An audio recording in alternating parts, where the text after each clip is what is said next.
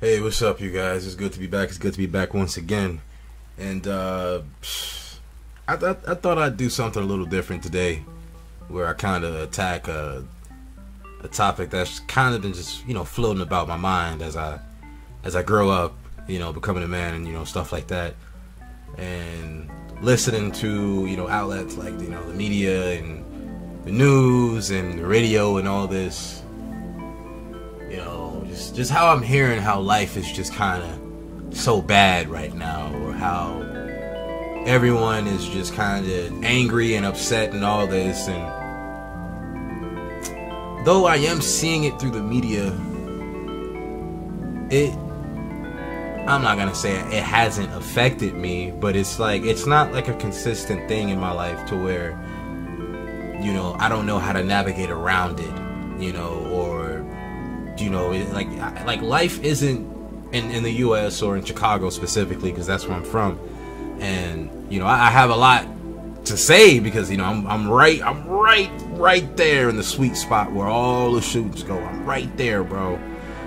And even though that does happen, and I guess part of it is because I grew up in the area, so I'm used to the gunshots and the ambulance and the police sirens and the trains and the and all, I guess, all the chaos. So it doesn't really scare me as much when people say the end is near, or this is the worst time to be alive. So all things like that, because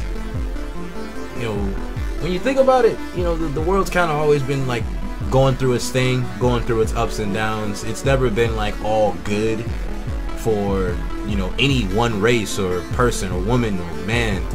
It's just like our problems have kind of remained the same in terms of staying alive, keeping the show going. And I don't know.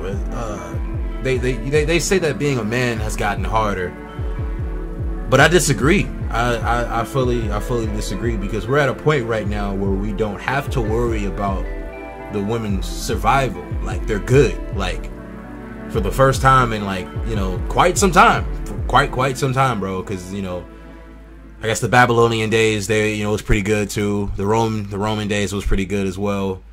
Even though things were still going on, because they definitely were back then. Civilization has reached a point like this before, and even though it kind of they've all ended, but they essentially reset into another country or another nation, whatever you want to call it. People have always been this way. The only thing is that it's right in our face. It's right in our pockets on our phone. And that's another thing I wanted to kind of point out too, is phones, and how we have the world at our fingertips at all times. We're able to be happy, sad, angry, all these things at the touch of our fingers. And I think people have sort of how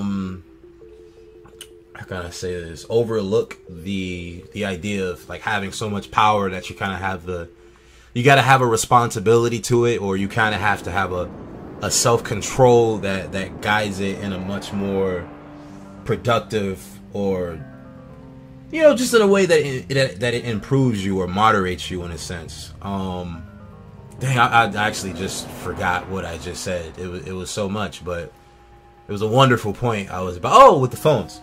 So, I remember the turning point when I noticed where my generation was kind of becoming abnormal, or they were kind of acting out or becoming more savage-like. It was when the phone started to come into the classroom, when I was about in 5th and 6th grade, around there. When they started bringing in the phones and the Facebooks and the MySpaces. It was MySpace at first. They hopped on MySpace and they transitioned into Facebook at about 7th grade, 8th grade, around there. But whatever they were seeing, the women, because they were the ones that were on the phone first. The dudes mainly brought in like Nintendo DS's, Game Boy Advances, or just kind of like technology, game sporty stuff, I guess. And the girls brought in the social part of it. And because they were so addicted to Facebook and just being in the grown folk talk, the grown folk business, they brought that to the classroom, and it started when we were young. It started when we were kids, bro, in terms of how the sort of wickedness has kind of become the norm, you know. And I'm talking about the sex aspect, the stealing aspects, the love and money, and you know, like the money over morals type deal. Like everyone is more in touch with the image of themselves rather than the sort of like I guess integrity that they go about with themselves, and just work on that alone for the rest of their lives. Everyone's more interested in being the talk of the world, the talk of the show, and when they finally get it, they don't want it anymore because it's too much. And it's like, it's supposed to be too much. You have the world's attention.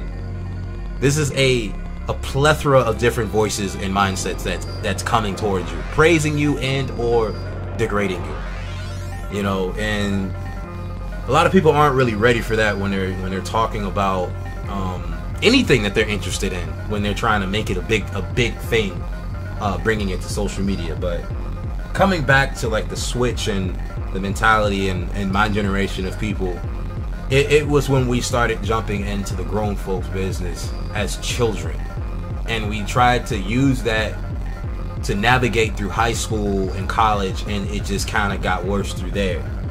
And you know, a lot of girls that I ran into, man, a lot of them were already in relationships, to be honest with you.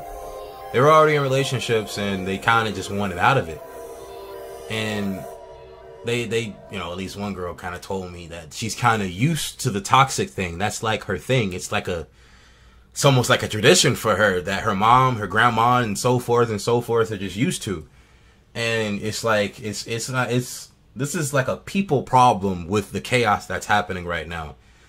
But the one thing that you can do, which is why I don't think that, you know, it's all bad, that the world is bad, is you can just put your blinds up and just improve on yourself. You have the ability to just kind of stack your bread, put it somewhere, get your place, and just build from there. You can just do that, you know. But you gotta start somewhere, and you gotta keep building from wherever you started. But you gotta have that vision in order to kind of reach whatever you want. But you gotta make sure you moderate whatever you do. And let's think about all the sins, because everyone sins. All the 7 sins, you have to moderate each and every one of them. If you exceed it, it becomes a problem. But yeah, that's all I wanted to talk to you guys about today. It was just kind of on my mind. Life's not so bad, and I just kind of want to throw that at y'all. But hope you guys enjoyed this nice gameplay of Sonic Frontiers, because I'm about to get the platinum again, or get all the achievements, because I got it all on Xbox. So now I'm doing it on PlayStation now. But yeah, man, just I keep y'all heads up, man, because I'm trying to keep it up. I'm kind of using this once again as that space. But yeah, peace out, man.